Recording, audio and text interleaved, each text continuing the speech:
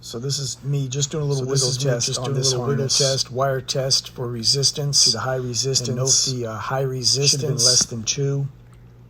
But I noticed what appeared like some corrosion type coloring. What appeared to be like a corrosion type dropped through the harness on that harness there in this area. So I unlaid it to just get a closer look. I mean, they really wrapped this harness very poorly. And I did find that wire, the signal wire, definitely was corroded. T-tapped it also, went to the terminal as well. Just, you know, just a little redundancy there. But lo and behold, there was the corroded wire causing high resistance.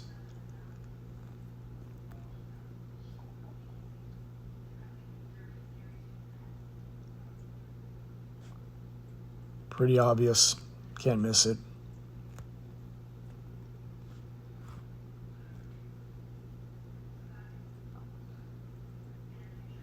So I'm going to pull on that wire, and look at that resistance there. Definitely the source of our problem, so we're going to fix that. So I fixed it, and there we go, 0.2 ohms. So what I'll do is I'll wrap that, re-insulate everything, tuck it back in there nicely. Now this value here was with the fans plugged in. It should have been 12 volts. I didn't really understand this voltage initially. So this is me going from signal wire back to the ECU. I've made all my wiring repairs, so that was good. Anything less than 2 is going to be good.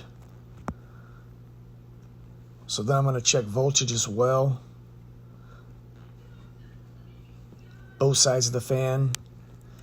And they both have, whether you got one plugged in or both of them plugged in, they're both giving that same value, 9.55. Now, the vehicle powered down, that's why I got the 0 volts. I learned a few things on this truck after the fact. What's a good value, what I'm looking for, what I'm not looking for. So it was a good learning process for me. So I voltage dropped the power and ground coming into those fans. Both of them, no voltage drop or very minimal voltage drop.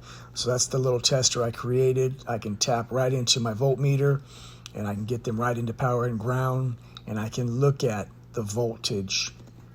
Just a real simple test, but a good test. Nice and bright and good voltage on both sides. So that's another elimination. It isn't the power or ground coming into that fan. When I look at the wiring diagram, you got some separation points. They're a little hard to find. This value, I didn't understand why I had voltage on that line with them disconnected, but 2.6 volts is a good signal out of the ECU. It's good. What I did is I cut the wire to that was basically supplying that out of that ECU, thinking that something was shorting internally or with another component, and I went through that all of those pins on that ECU for continuity. There was no continuity. 2.6 volts is good. So I got this thing working now. Everything's back together with a good set of fans, factory fans being installed into this truck. And they're humming away there. They're working. Those fans are bought individually with the shroud as well. And they're doing what they're supposed to do. AC was nice and cold inside that truck. So, as you can see, I practice what I preach. I want the best part, even though they're still making garbage parts. I believe that may be the best part for it from the dealership. But that piece of junk was installed. It was new, and it was no good. So I really chased my dick a little bit on this one because I assumed that they were good. But I bought me a Power Probe PWM. I bought me a little unit here that also was a PWM driver. Nothing made those fans work. Nothing. So, scoped the ECU, and that all that left me was a bad fan assembly. So, You got to buy good parts. You got to diagnose these vehicles. You just got to do it right. There's a process for it.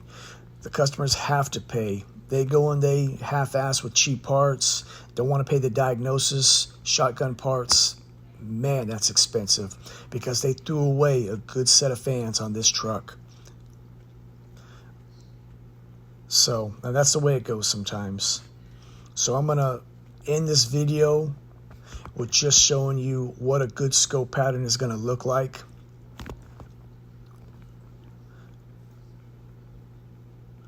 So with the Autel connected,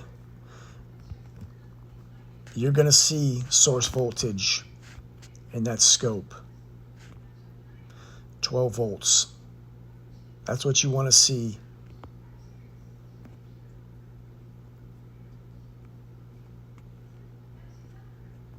Fire the truck up, turn the AC on.